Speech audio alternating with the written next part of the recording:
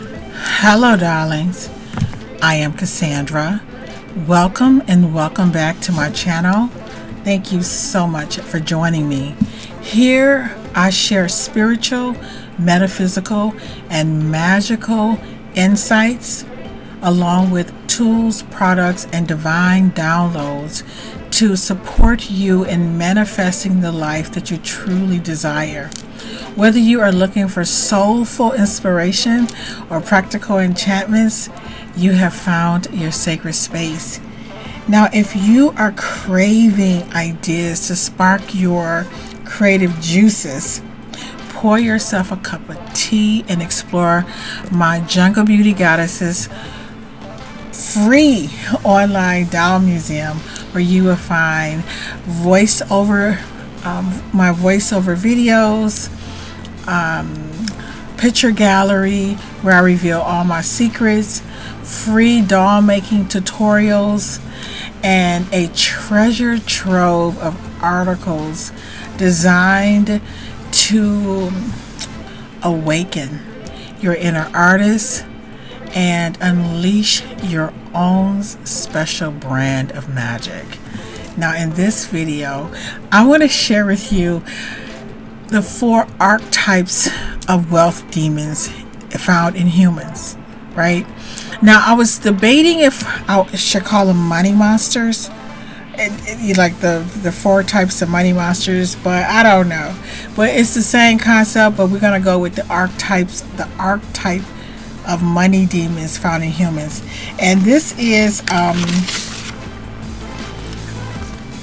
my idea.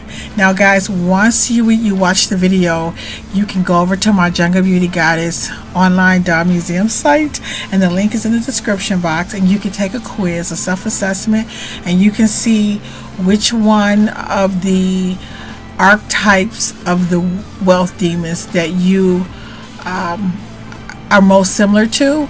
And I offer a doll that you can make to heal that part of you. Like, so I'm making the argument that but anyway, you ready?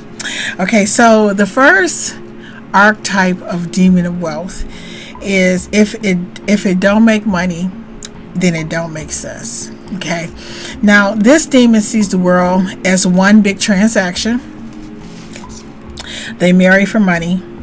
They stay in jobs or relationships out of financial obligation. They may even rationalize slavery, betrayal, and war if the numbers make sense. I know a lot of people like this. They are ruthless, brilliant, and dangerous. So their strengths is that they are strategic mastery, generational wealth building, elite status.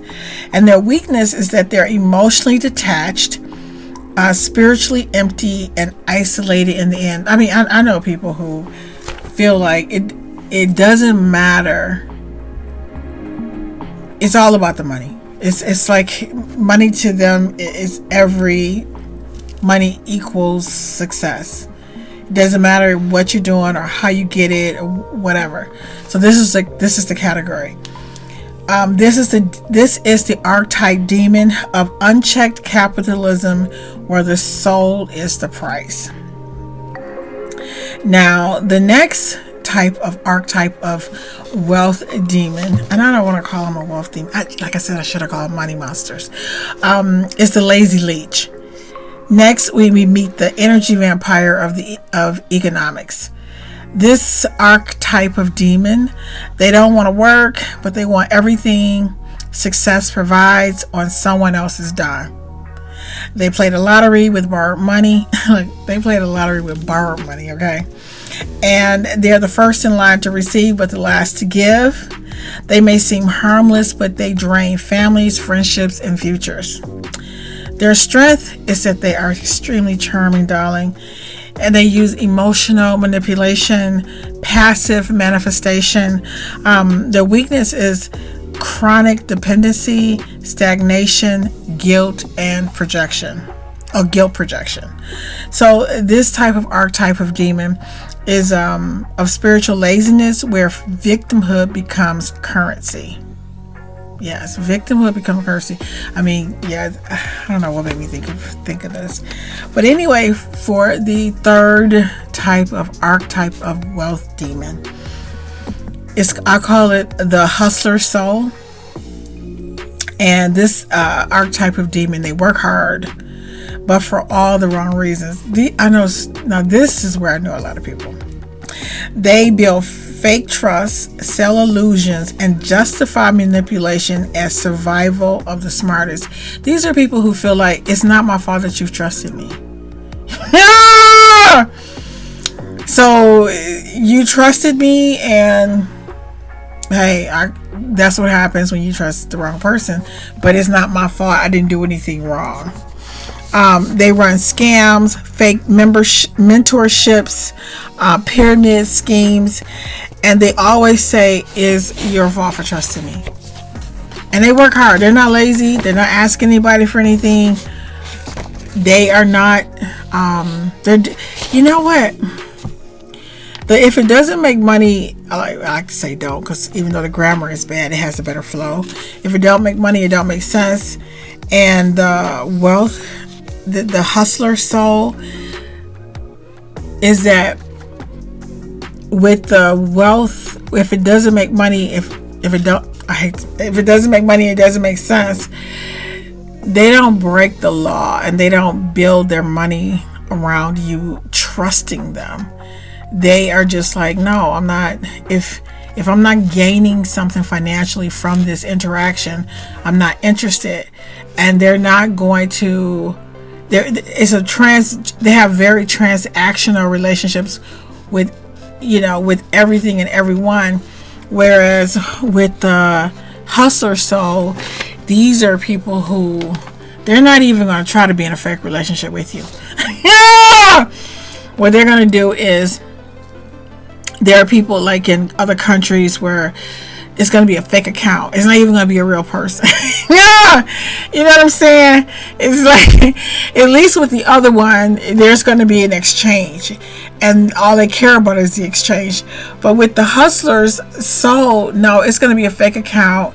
And they're going to pretend to tell you how much they love you, that they're going to come and see you, and they never show up. So it's not transactional.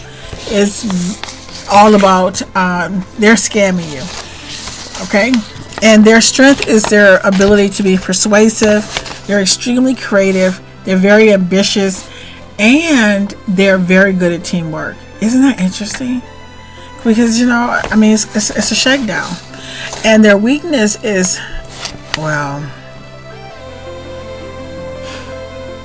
I don't know. Karma backlash. I don't know if I believe that. And the reason I say that, I'm just really starting to question everything right now, guys. I'm having a midlife crisis, a late midlife crisis. But it's kind of like, let's just say you're really a bad person and you're scamming people and you're doing things wrong. And I know we want to believe that, God is going to, put him in timeout or spank him or something. But I'm not, I'm not really sure anymore about any of that. Maybe we're going to be put in timeout for, missing the training on online scams that day that we slept in. You know what I'm saying? Or maybe, I don't know. Anyway, there's no real legacy. Maybe some people would believe it would be paranoid because if you're always running a scam, you think your behavior is going to finally catch up with you. And then there's ethical blindness. So these are things I don't like. So this type of archetype of wealth demon, of corrupted charisma. Oh, I love the word corrupted charisma. Where wisdom becomes a weapon. Yes, wisdom becomes a weapon, guys. There are people who, once they figure out how to, their mind is always, they're always using their mind to think of how to, Enron, that company that I think they stole the pension, the money from everybody Like that's what comes to mind to me. Now for the last archetype of a wealth demon, I call it the loophole lord. And now we meet the most subtle and socially accepted archetype of a wealth demon, money monster. They don't break laws, they use them. This is why I call them the loophole lords. They hide behind corporations, nonprofits, spiritual language, while hoarding wealth, avoiding taxes, and exploiting labor legally. Like they're not going to break the law. They're not going to run a scam. They don't believe. They're not like the capitalists who feel like this is all about making money. They are not the person who is the lazy leech. These. Let me not get in trouble. But everything they do is legal, and but they find a loophole so that they can take advantage of the system. So their strength is that they don't believe they're greedy; they believe they're entitled. Right? Their strength is that they're genius, they're influential, they build long-term wealth. I mean, a lot of institutions, nonprofits.